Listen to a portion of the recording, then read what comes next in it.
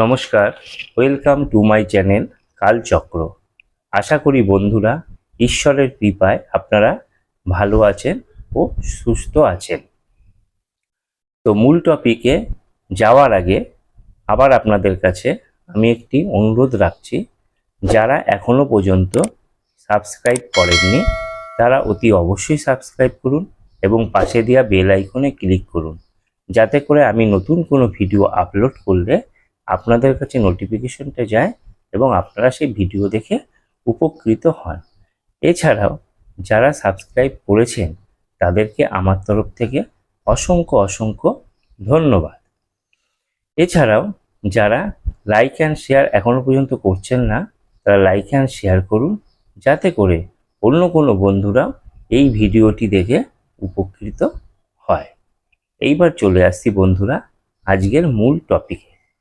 আজ টপিক হলো বিবাহিত জীবনে রাশিগত মিল যদি থাকে তাহলে আমাদের সেই বৈবাহিক জীবন খুব সুখের ও শান্তি হয়।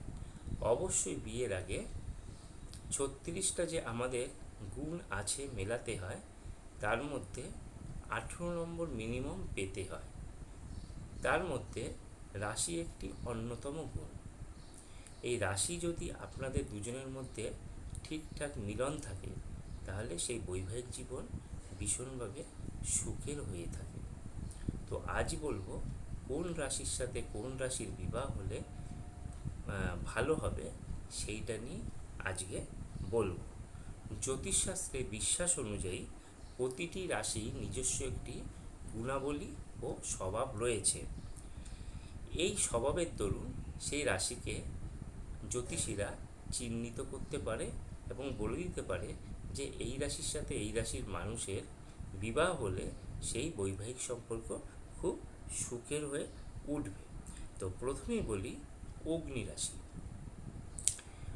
অগ্নি রাশি হচ্ছে মেষ, সিংহ আর ধনু। এই তিনটে রাশির সাথে কোন রাশির বিবাহ হলে ভালো হবে এখন আমি সেটা বলছি। এই রাশির মানুষেরা উদ্যমী, সাহসী এবং উদ্দীপকের। তাদের বায়ু রাশি মতো রাশির সাথে যদি বিবাহ হয় তাহলে পরে খুব ভালো হয়। এই বায়ু রাশিগুলো কী কী? মিথুন, তুলা ও কুম্ভ। এই তিনটে রাশির মানুষের সাথে যদি মেষ, সিংহ, ধনুর বিবাহ হয় তাহলে সেই বিবাহ সম্পর্ক খুবই ভালো হয় এবং খুব ভালোভাবে তারা জীবন ধারণ করতে পারে। এবার আসি পৃথ্বী রাশি, অর্থাৎ এটাকে পৃথিবীর রাশিও বলা হয়ে থাকে। এই পৃথ্বী রাশি হলো বৃষ, কন্যা ও মকর। এই রাশির মানুষেরা সাধারণত ক্ষেত্রে দেখা গেছে বাস্তববাদী, কর্মঠ এবং নিরাপত্তাবোধী হয়ে থাকে।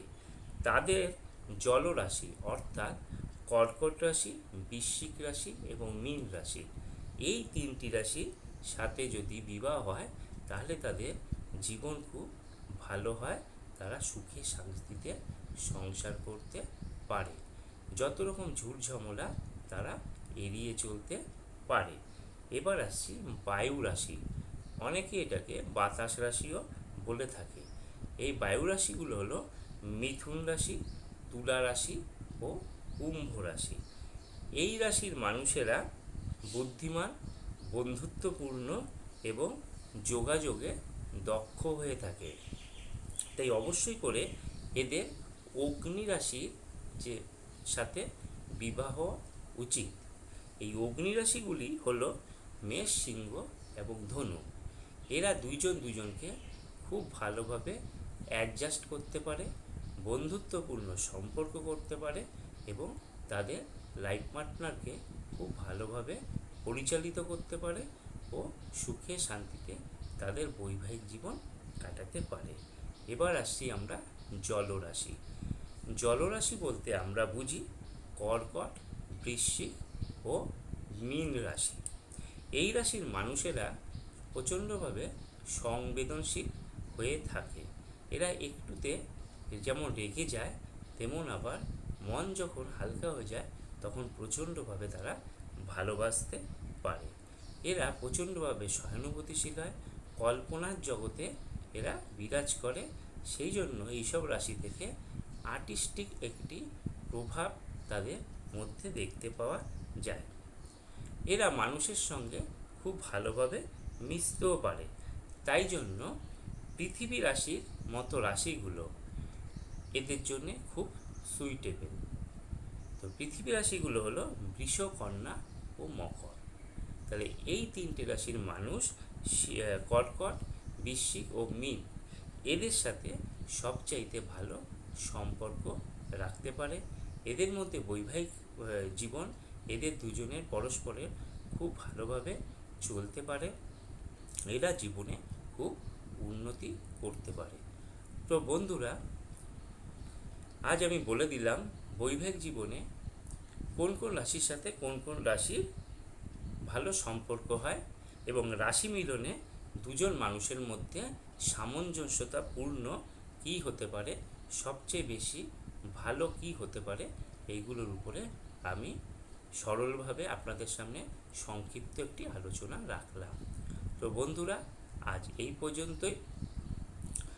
ভিডিওটি শেষ করার আগে আবার অনুরোধ রাখছি, যারা এখনো পর্যন্ত সাবস্ক্রাইব করেননি তারা অবশ্যই সাবস্ক্রাইব করুন এবং পাশে দেওয়া বেল আইকনে ক্লিক করুন, যাতে করে আমি নতুন কোনো ভিডিও যখনই আপলোড করব আপনাদের কাছে নোটিফিকেশন পৌঁছবে এবং আপনারা সেই ভিডিওটি দেখে উপকৃত হবেন। আর যারা এখনো পর্যন্ত লাইক অ্যান্ড শেয়ার করেননি তারা লাইক অ্যান্ড শেয়ার করবেন এবং যাতে অন্য বন্ধুরা এই ভিডিও দেখে তারা উপকার পেতে পারে। তো বন্ধুরা, আজ এই পর্যন্তই। ধন্যবাদ।